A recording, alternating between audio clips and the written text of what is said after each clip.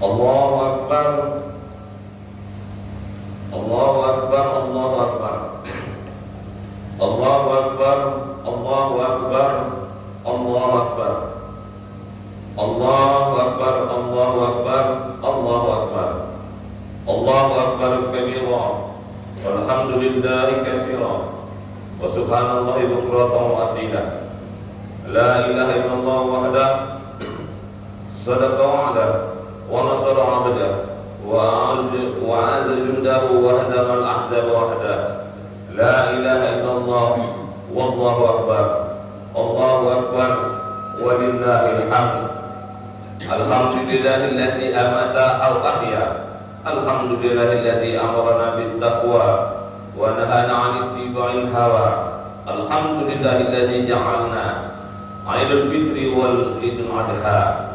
Asyhadu an la ilaha illallah ni'mal wakil wa ni'mal maula, wa asyhadu anna sayyidina Muhammadan abduhu wa rasuluh, wa man yunkirhu faqad dhalla dhalalan ba'ida. Wa sallallahu ala sayyidina habibina al-Mustafa Muhammadin nabiyil huda, alladzi la yuntiqu 'anil hawa in huwa illa wahyun yuha. Wa ala alihi wa ashabihi ahli sidqi wal wafa. Allahumma ij'alna mimman ittaba'ahum bi ihsan ila yaumil jazaa. Amma ba'du. Wa ya ayyuhal ikhwan, usikum wa nafsi wa bittaqullah wa ta'ati la'allakum tuflihun. Wa qala Allah ta'ala fi kitabil karim, a'udzu billahi minasy syaithanir rajim. Bismillahirrahmanirrahim. Inna a'tainakal kautsar fasholli li rabbika wanhar, inna saniyaka huwal abtar. Shadaqallahul azim. Jama'il adha rahimakumullah. Marilah kita panjatkan puji syukur kepada Allah Subhanahu wa taala atas nikmat yang telah diberikan kepada kita sehingga kita dapat melaksanakan Idul Adha pada tahun ini. Salawat beriring salam kepada baginda Rasulullah SAW. Semoga kita mendapatkan syafaat pada hari kiamat kelak. Jemaah salat Idul Adha rahimakumullah. Bulan Dzulhijjah adalah satu bulan yang dimuliakan oleh Allah Subhanahu wa taala selain bulan Muharram, bulan Rajab dan bulan Dzulqa'dah. Keistimewaan bulan Dzulhijjah ini antara lain ada ibadah yang tidak dilakukan pada bulan-bulan yang lain, antara lain ibadah haji dan kurban.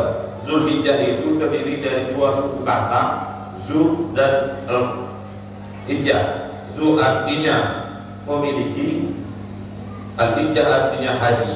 Maka Dzulhijjah memiliki atau dimiliki oleh orang-orang untuk melaksanakan ibadah haji. Kita ketahui bahwa haji ini merupakan rukun Islam yang kelima, diwajibkan kepada orang-orang yang mampu fisik, ekonomi, situasi dalam keadaan aman. Ketika seseorang sudah memiliki biaya yang cukup, maka ia diwajibkan untuk melaksanakan ibadah haji sesuai dengan firman Allah dalam Quran surat Ali Imran 97. Bismillahirrahmanirrahim. Walillahi 'alan nasi hajjul baiti man istata'a ilaihi sabila wa man kafara fa innallaha ghaniyyun 'anil 'alamin. Mengerjakan haji adalah kewajiban manusia terhadap Allah, yaitu bagi orang yang mampu mengadakan perjalanan ke Baitullah. Barang siapa yang mengingkari kewajiban haji, maka sesungguhnya Allah Maha Kaya. Namun demikian, ibadah haji yang terkait dengan pengamalan spiritual, karena betapa banyaknya orang-orang yang mampu tetapi tidak melaksanakan ibadah haji, sebaliknya ada orang yang berpendapatan pas-pasan tetapi dapat melaksanakan ibadah haji.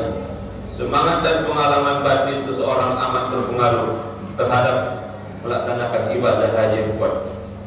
Kadang ada pendapat masyarakat kita belum ada panggilan.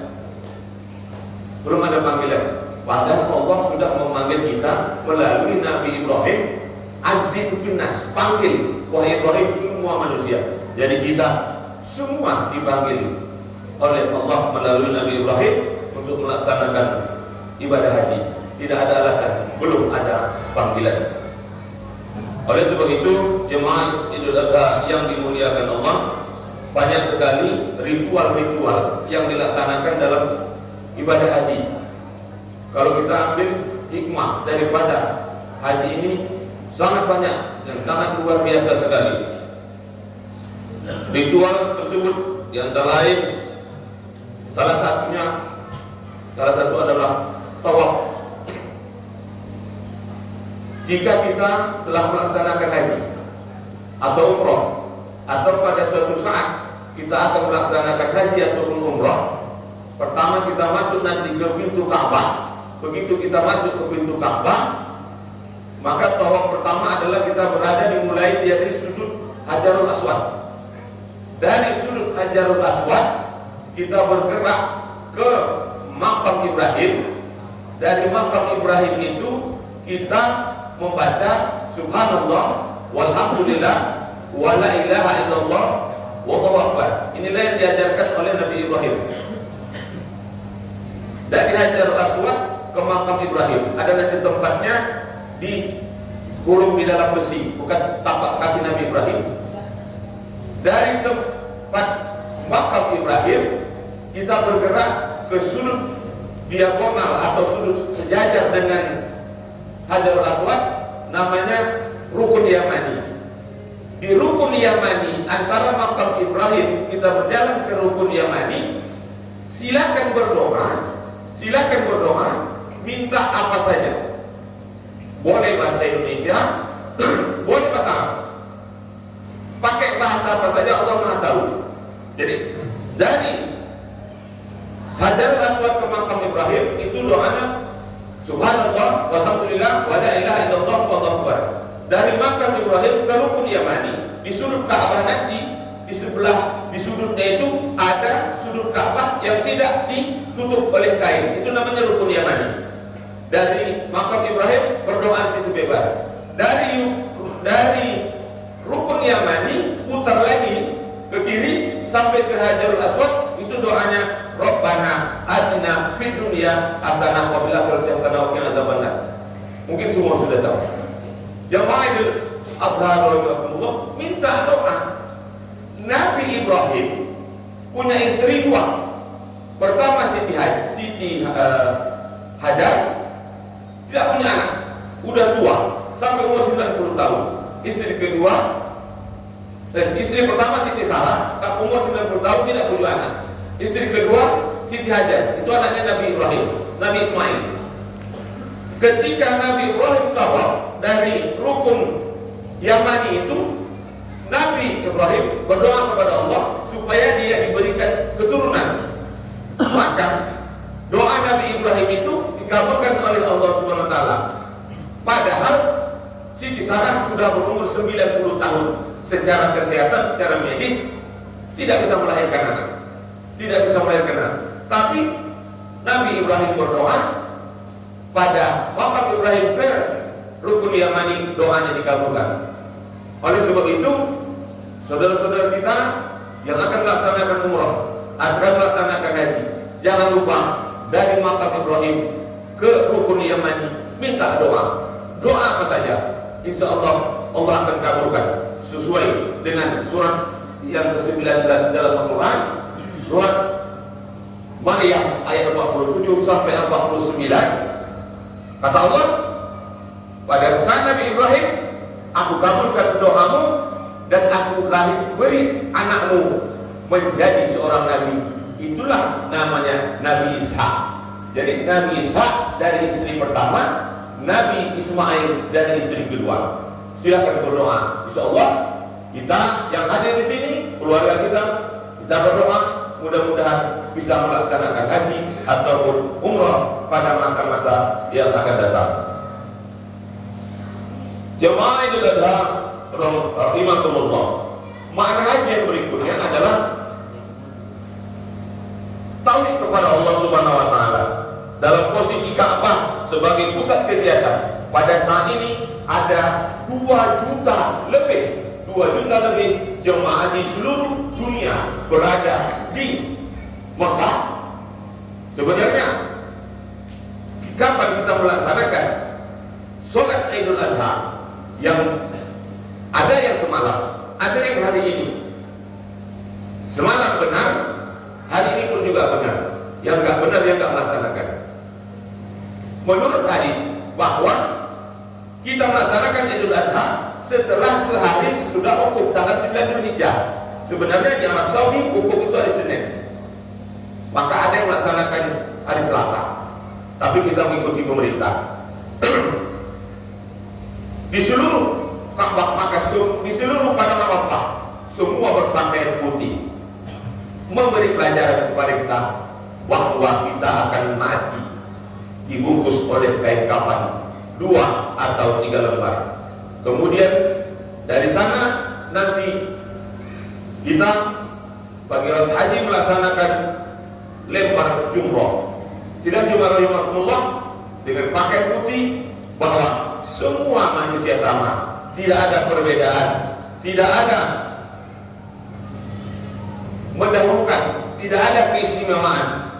Begitu juga dalam mencium hajarul aswad, itu adalah sunnah. Ketika Umar bin Khattab melihat batu itu, ini yang alamu innakal hajar, kata Umar bin Khattab, sesungguhnya aku tahu bahwa kau batu, la tadur wa la tanfa. Engkau batu tidak bisa membinasakan, membahayakan, dan juga tidak bermanfaat. Tapi walaupun anni ra'aitu Nabi sallallahu alaihi wasallam, tapi aku melihat Rasulullah sallallahu alaihi wasallam wa yuqallibuka ma qabaltuka, mencium batu, mencium kamu batu, aku pun ikut menciummu karena hukumnya sunnah. Jamaah Idul Adha rahimahullah.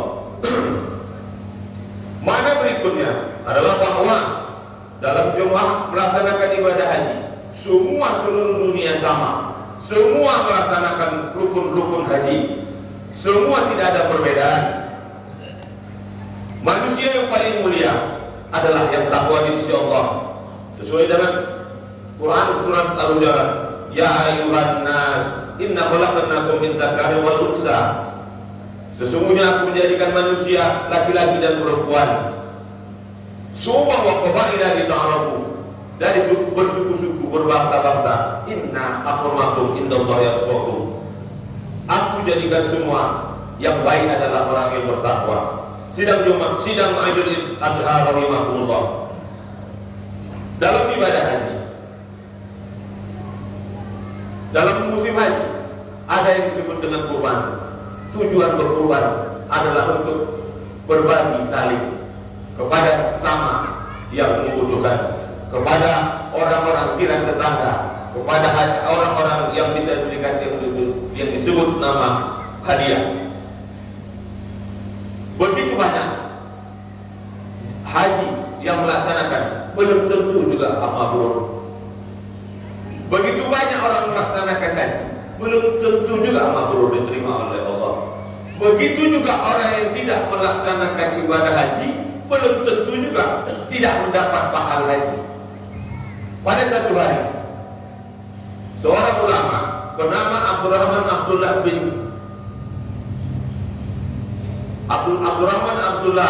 bin Masir, setelah selesai melaksanakan ibadah haji, tertidur di sudut masjid. Dia bermimpi datang dua malaikat sedang mengadakan percakapan. Malaikat pertama berkata, "Hai malaikat, berapa orang jumlah yang naik haji pada tahun ini?" Malaikat kedua menjawab, "Ada 600.000. Berapa orang yang diterima Allah? Satu pun tidak diterima hajinya, satu pun tidak mabrur." Mengapa demikian? Padahal mereka sudah jauh-jauh datang, sudah capek, sudah mengeluarkan biaya dari pegunungan, dari lembah. Mengapa tidak diterima oleh Allah Subhanahu wa Ta'ala? Tetapi kata malaikat kedua, ada satu orang yang tidak melaksanakan ibadah haji, tetapi pahalanya sama dengan haji mabrur. Gara-gara satu orang itu, 600.000 itu hajinya diterima. Siapa di situ? Bernama Ali Muwaffaq. Dia seorang tukang tempel sepatu atau tukang sol sepatu, memperbaiki sepatu orang. Tinggal di Suriah atau di Damaskus, di Syria, Damaskus sekarang. Begitu terbangun, Abdullah bin Al-Mubarak pergi menuju ke rumah Begitu jauhnya dia tanya seluruh orang-orang Syria, dan salah satu ditanyanya, di mana rumah Ali Muwaffaq? Rumah Ali Muwaffaq itu ternyata di pinggiran kota. Setelah ditemuinya, Abdullah bin Al-Mubarak bertanya kepada Ali Muwaffaq, wahai Tuan, apa sebab engkau menerima pahala dari Allah Subhanahu wa Ta'ala? Karena pada saat itu kata Allah, engkau mendapat hadiah, mendapat pahala sama dengan haji mabrur. Tukang sol sepatu mengatakan, aku biasa-biasa saja. Apa ibadah yang engkau lakukan? Biasa-biasa saja. Apa yang engkau lakukan setiap hari?